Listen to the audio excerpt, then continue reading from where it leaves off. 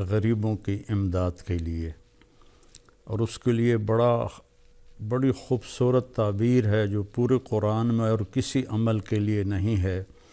وہ اللہ تعالیٰ نے ایک جگہ فرمایا فَلَاقْتَحَمَ الْعَقَبَةَ وَمَا أَدْرَاكَ مَا الْعَقَبَةُ فَكُّ رَقَبَةٍ أَوْ إِطْعَامٌ فِي يَوْمٍ ذِي مَسْغَبَةٍ يَتِيمًا ذَا مَقْرَبَةٍ أَوْ مِسْكِينًا ذَا مَتْرَبَةٍ ثُمَّ كَانَ مِنَ الَّذِينَ آمَنُوا وَتَوَاصَوْا بِالصَّبْرِ وَتَوَاصَوْا بِالْمَرْحَمَةِ أُولَئِكَ أَصْحَابُ الْمَيْمَنَةِ۔ اللہ تعالیٰ نے اعمال کے لیے ترغیب کے لیے مختلف تعبیرات استعمال کی ہیں۔ یہ بالکل انوکھی تعبیر ہے مال کو خرچ کرنے کے لیے کہ کیوں نہ گھاٹی کو اس نے کیوں نہ کودا وہ گھاٹی پر میں۔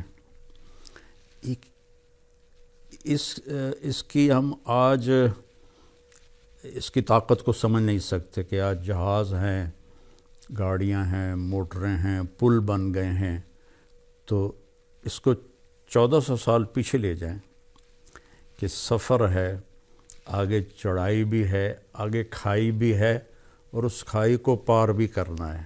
کوئی پل نہیں ہے، جہاز نہیں ہے، گھوڑا ہے۔ یہ ہوتا تھا کہ پھر نیچے اتر کر پیدل دوسری چڑھائی پہ چڑھتے تھے۔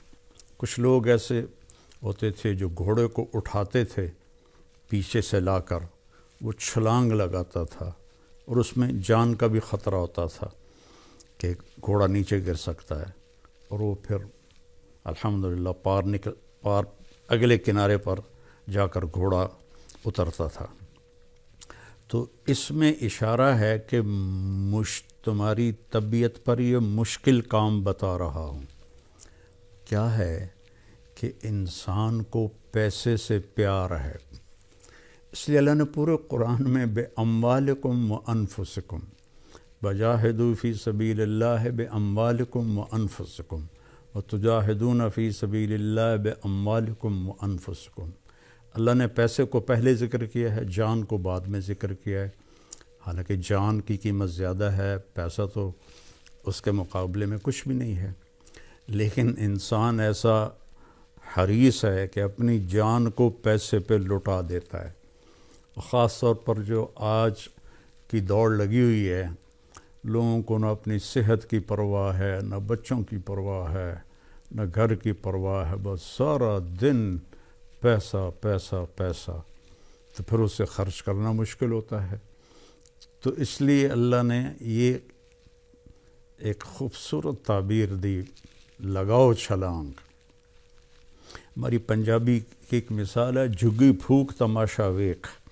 ایک دفعہ لگاؤ تو صحیح اللہ کے نام پر، پھر دیکھو وہ کیسے دیتا ہے۔ تو پھر فرمایا کہ وما ادراک ما العقبہ، تمہیں پتہ ہے وہ کون سی گھاٹی ہے جس کو چھلانگ لگا کے پار کرنا ہے؟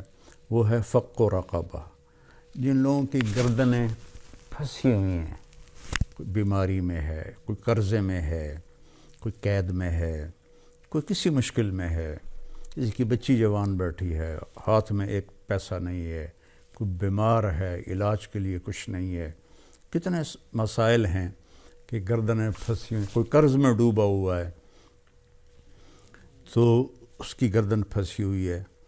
تو اس کو اللہ نے پہلے فرمایا گردنوں کو آزاد کروانا، گردنوں کی گرہ کو کھولنا، فق و رقبہ، اس کو رقبہ کہتے ہیں، فق و رقبہ، گردنوں کو فق کہتے ہیں کھولنے کو۔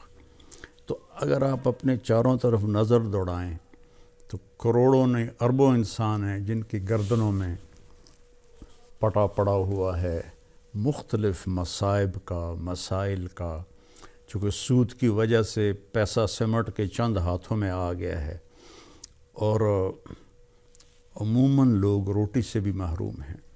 تو ان کا فق و رقبہ، گردنیں چھڑانا، او اطعام فی یوم ذی مسغبۃ، کھانا کھلانا بھوکے کو کھانا کھلانا. مجھے ایک بات یاد آ گئی. 1982 میں نظام الدین گیا تھا ایک چلے کے لیے. تو میں نماز کے بعد تھوڑا ٹہلنے کے لیے باہر نکل جاتا تھا. ایک جگہ سے گزرا تو ایک فقیر بیٹھا تھا سفید داڑھی. تو کہنے لگا کھانا کھلا دو بابا بیٹا. تو میں نے آزمانے کے لیے کہا آپ کھائیں گے؟ ہاں جی. میں نے کہا آؤ. تو میرے ساتھ جلدی سے اٹھ گیا. میں گیا آگے ایک اچھا سا ہوٹل تھا, میں اسے وہاں لے گیا.